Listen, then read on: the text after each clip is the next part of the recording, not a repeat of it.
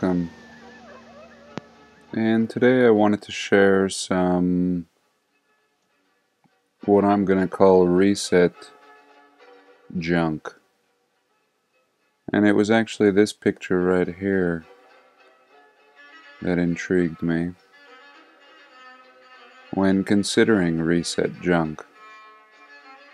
And this picture is Wabash and Washington, Chicago, after the Great Fire of 1871. And here's just a little taste of remains of what our world used to look like here in America. And not the type of ruins that we would expect for 1871. Columns scattered everywhere, what looked like pipes and metal. And here we see the same Wabash and Washington, now in 1891. So in 20 years, really strange. I just can't imagine that this is the exact same place.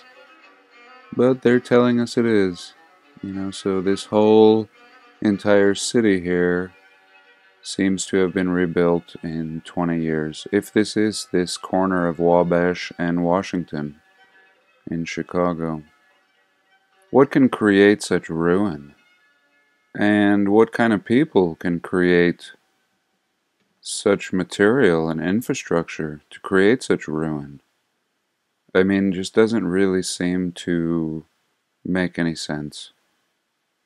So what's lying in ruin, we're really not even recreating today. And very interesting that many of these columns do appear to be hollow, found throughout the world. And this seems to be more in a recent time.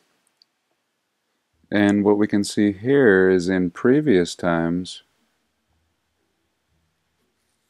they were not hollow, but they were a type of facade. Even the most ancient of structures that we think were carved were not carved at all. And here we can see a little more clearly, we see what looks like a river rock as the column core, and then merely surfaced with this facade, some kind of a cement plastering. And here it's breaking off and revealing actually what this is made out of. And perhaps the column was older. And I think what we're seeing with Martin's work is perhaps the Tartarians built the first layer, all the brick and the stone, and later the Phoenicians come in and resurface everything with these facades, these beautiful facades. But the speed in which things seem to have been done, according to the narrative that they give us, just seems absolutely unrealistic in every way. And this one was depicting Dubai in 1985. And really just seeming like a blast zone, very similar to what we see in the Nevada deserts, with roads lying underneath. In this case, the roads appear to have been repaved, but what we would see in the deserts is something very similar, with no buildings and remains of roads and grids and layouts of previous cities. And if you haven't seen some of my past videos, I show some of these out in the California desert and New Mexico, Nevada. Now these exist everywhere. And as you can see here, civilization is about 10 miles away, 10, 15 miles here, and yet a complete development and these maintain themselves. No maintenance is required. These roads seem to defy nature. No bushes grow in them. No grass. Totally preserved from the elements in a way that we could never do. So really seeming like the footprint of something that we really don't know about. I don't think they were neighborhoods, although we turned them into neighborhoods. And even if we turn on the roads here, we can see that they've gone as far as to even name every single one of these. And just a real joke. Obviously, this is not what it was. And we can see the same thing in all parts of the world, including this one in the New Mexico desert. I really like this one as well. Just outside of the small town here. And yes, these are just absolutely everywhere. And we come along and we build our neighborhoods and our cities right on top of them. So this is a fine example of repurposed engineering on a very foundational level. And if development continues to sprawl, all of this will be erased. Future generations would have no idea what was underneath them.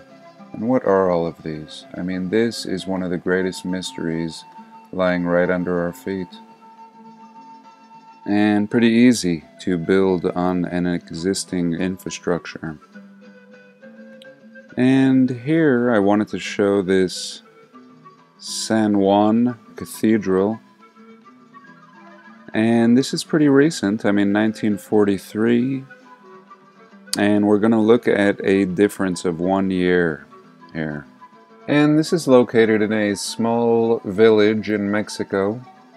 And they're telling us that 2 little villages were buried beneath ash and lava. And I just found it really fascinating to have a look at this architecture. And some people say that the village is an urban legend and does not exist, but we will clearly see photos of it here. And this, I believe, is going to depict what we may consider to be mud floods at times, and perhaps how a mud flood is created.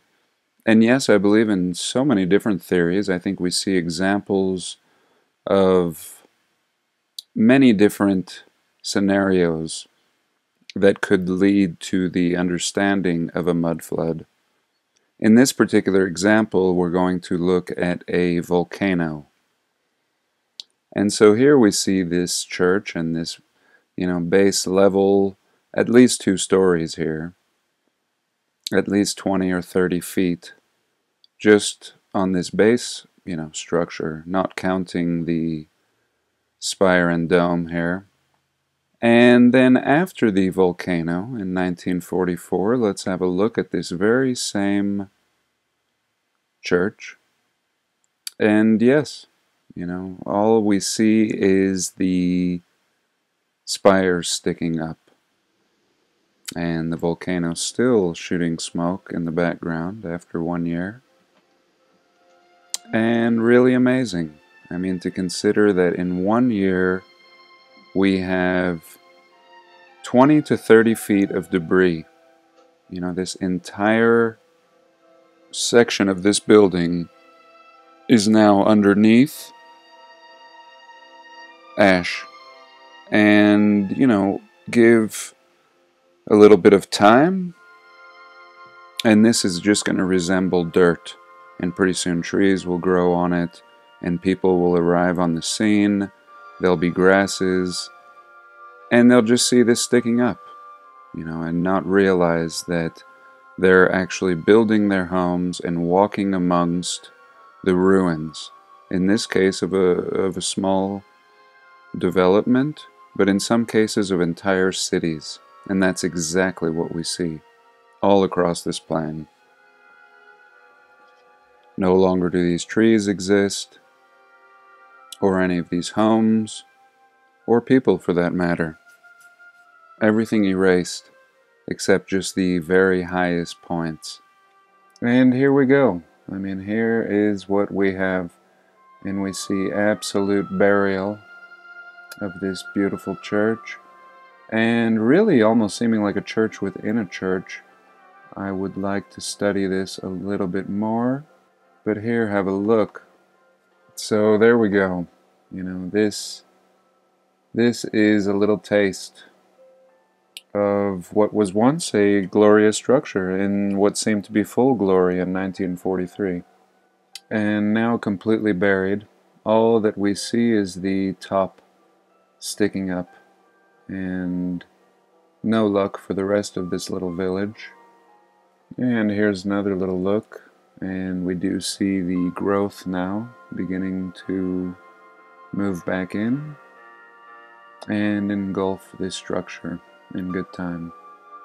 And next I wanted to share this image of the Salt Lake Temple. You know, I recently did a video on the subject, and as usual, all the good stuff came after in your comments. And I wanted to show this burial of the Salt Lake Temple.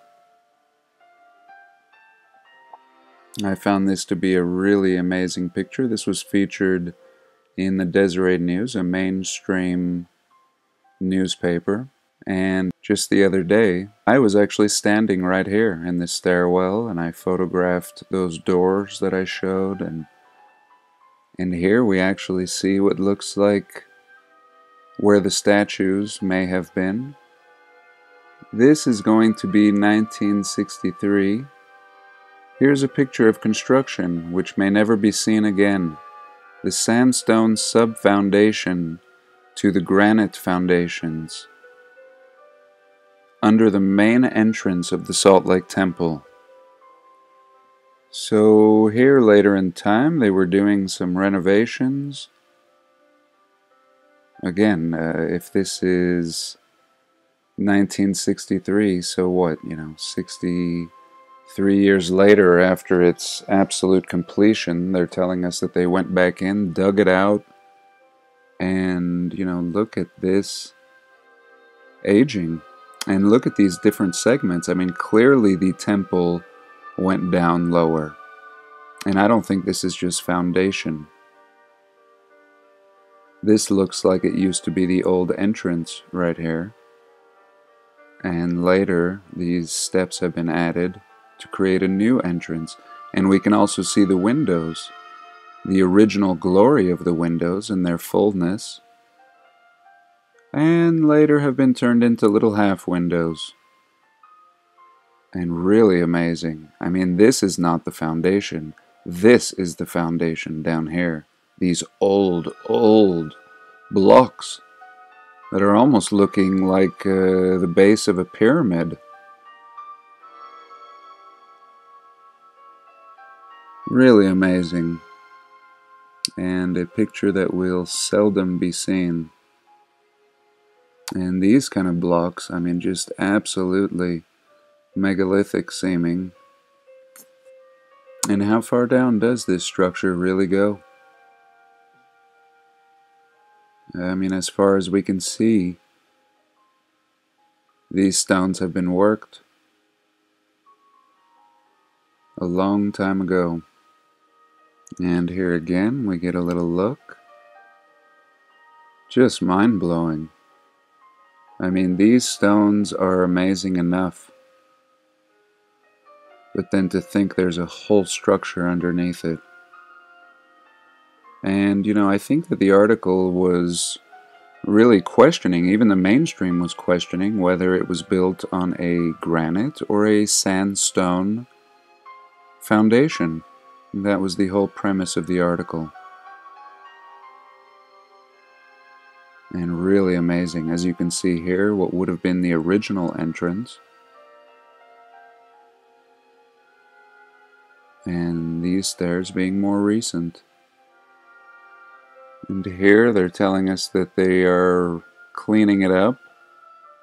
They removed the patina of age from granite walls of the Salt Lake Temple to match the new granite of the temple annex, soon to rise on the north side of the temple.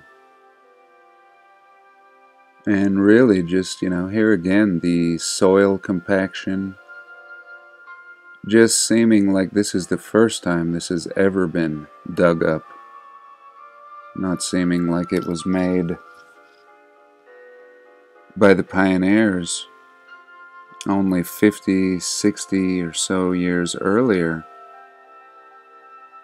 but to build at least 30 or so feet underneath. Now this changes everything. And here, look how deep the man is. And he's clearly pointing at the older work. I mean, who worked on this? And we can see an old entrance here, just filled in now. I mean, again, not seeming foundationary at all. Seeming like part of the structure just continues on down and has been buried.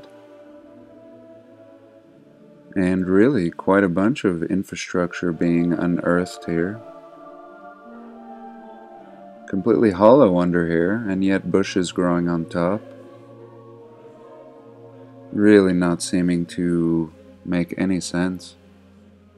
And yet at the same time making a lot more sense, looking at it with the different perspective that we do. So that's it for today. I do hope you enjoyed the video, and do have a blessed day. Please like, comment, and subscribe.